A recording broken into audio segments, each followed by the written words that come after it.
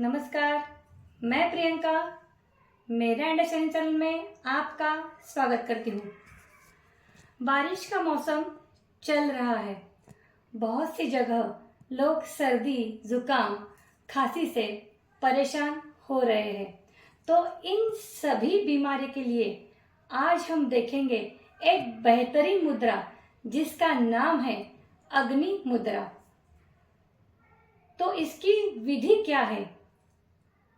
दोनों हाथों के अंगूठे के अग्रभागों को मिलाकर रखें।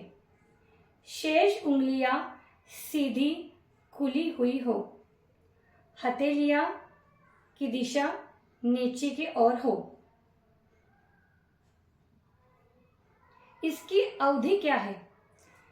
दिन में 15 मिनट ये मुद्रा करें 3 बार। तो इसके लाभ क्या है? बहुत ही सरल मुद्रा है यह। दोनों हाथों के अंगूठे को मिलाने से शरीर में गर्मी उत्पन्न होती है, जिससे सर्दी, जुकाम, खांसी, बलगम, न्यूमोनिया आदि में लाभ होता है।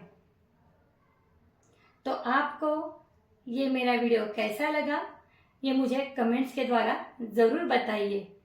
चैनल को सब्सक्राइब करना मत भूलिए और बेल बटन दबाइए। जल्दी मिलते हैं एक नई मुद्रा के साथ। जय हिंद, जय श्री राम।